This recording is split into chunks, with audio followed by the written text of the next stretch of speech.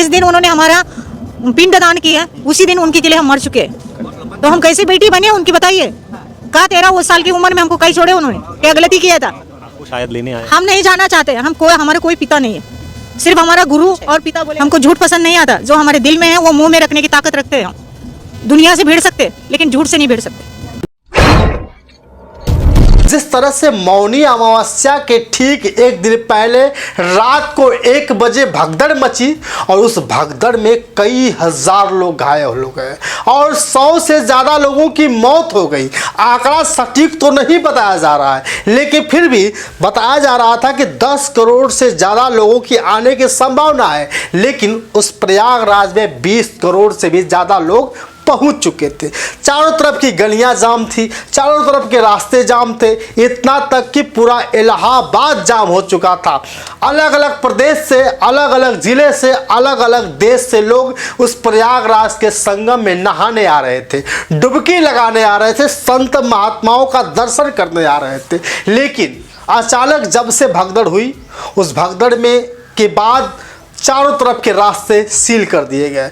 जहां गाड़ियां निकल रही थी वहीं गाड़ियां रुक जा रही थी, लेकिन प्रयागराज में किसी भी गाड़ी को घुसने नहीं दिया जा रहा था, इसलिए कि इतना ज़्यादा भीड़ उत्तर प्रदेश के मुख्यमंत्री को भी नहीं यकीन था कि लोग प्रयागराज के महाकुंभ में आ जाएंगे। लेकिन मेरे प्यारे साथियों, घटना बहुत बड़ी थी, त्रासदी मानी जा रही थी। सरकार ने 25-25 लाख रुपए जिनके परिवार में मौत हो गई देने का जो ऐलान तो कर दिया है, लेकिन एक ऐसी खबर जो आजकल सोशल मीडिया पे तहलका मचा रही है। हमारे स्क्रीन पर 2 तस्वीरें दिख रही हैं, एक है माता जी की, दूसरे हैं एक दादा है।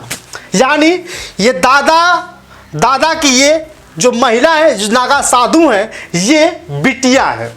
यानी कि एक बेटी जो महाकुंभ में नागा साधु बनती है, और जब ये खबर पूरे देश भर में सोशल मीडिया के माध्यम से आग की तरफ फैलती है, और उस सोशल मीडिया के माध्यम से जब इस महिला के, इस नागा साधु के पिता को खबर पता चलती है कि मेरी बेटी महाकुंभ में सन्यासी बनी हुई है, तो भागे भागे अपने बेटी के पास आते हैं और कहते हैं बेटी घर चलो। तो बेटी का जो बयान था, उस नागा साध्वी का जो बयान था, वह बयान सुनने के बाद आपके पैरों तले जमीन खिसक जाएगी। ये कह रही है कि मुझे अपने घर नहीं जाना, मैं अपने पिता को नहीं जानती, ये कौन है क्या है मुझे नहीं पता। लेकिन सबसे पहले इस वीडियो को गौर से देखिए। पिता को पहले समझना चाहिए, जब साध्वी बनने कल बेटी जा रही है फिर क्यों आए?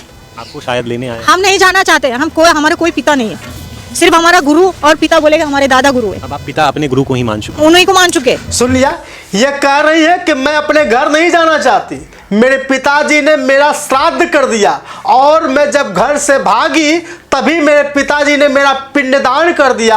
अब मैं अपने पिता की नहीं रही, क्योंकि जब किसी बेटी का पिंडदान कर दिया जाता है तब वो बाप नहीं रहता, वो बेटी उस बाप की बेटी नहीं रहती। इस तरह से लगातार ये कह रही है और कह रही है कि अब मैं अपने पिता को नहीं जानती, अब मैं सन्यासी बन चुकी हूँ, मैं अपने गुरु के माध्यम से बनी हूँ, मैं गुरु को जानती हूँ, अपने दादाजी को जानती हूँ। लेकिन ये सन्यासी के पीछे बनने की कहानी जान लीजिए थोड़ा सा। दरअसल ये जो व्यक्ति है, ये व्यक्ति इस बिटिया की, इस माता नागा साध्वी की शादी 13 साल की उम्र में करना चाहते थे। यानी जब ये बेटी पैदा होती है इनके घर में, और जब पैदा होती है, जब 13 साल की होती है, तो 13 साल की उम्र में ही 50 साल के एकदम से ये दादाजी इनकी शादी करना चाहते थे।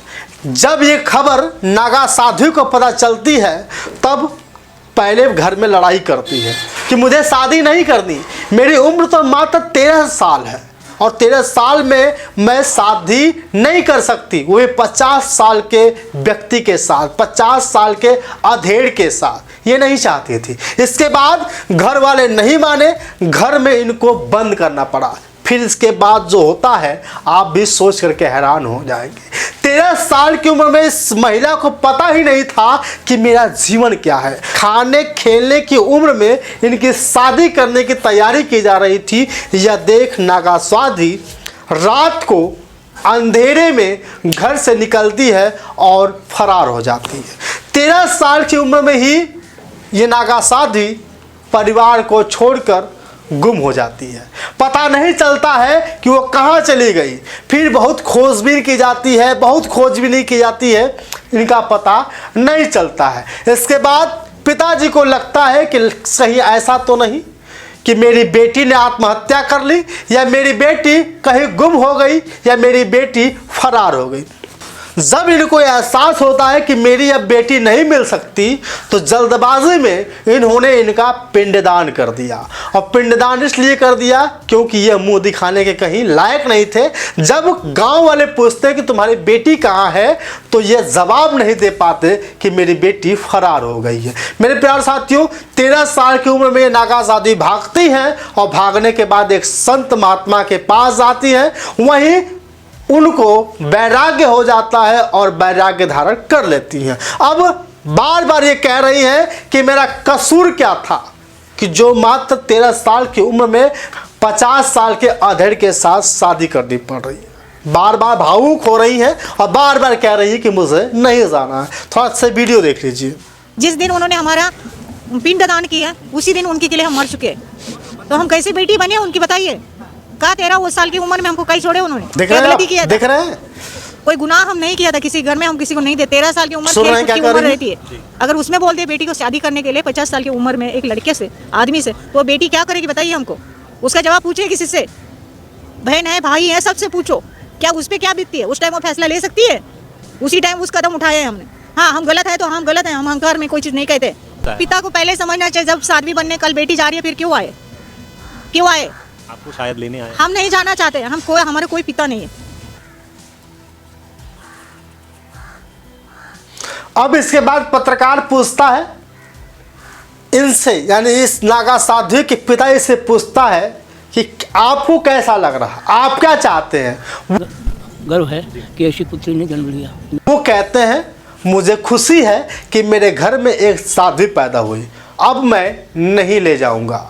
दरअसल ये लेकर जाना ही चाहते थे कि बेटी चलो घर, तुम्हें ये वैराग्य अच्छा नहीं लगता। और 25 साल बाद मिले बाप को और बच्ची नहीं पहचान रही। वो कह रही कि आपने मेरा पिंडदान कर दिया है, इसलिए अब मैं दुनिया में नहीं हूँ। बाकी बहुत सारी ऐसी कहानियाँ सोशल मीडिया पे देखने को मिल जाएगी, महाकुंभ से अलग अलग कहानियाँ। बाकी आपके राय क्या है, नागा साध्वी के बारे में ख्याल क्या है, और इस व्यक्ति के बारे में ख्याल क्या है? 13 साल की उम्र में जिस तरह से 50 साल के अधेड़ के साथ शादी करने की बात हुई थी, वो सही या गलत थी? आप भी कमेंट करके बताइएगा, और ऐसे लोगों से कैसे बचना है ये भी बताइएगा। बाकी आपकी राय, शुक्रिया।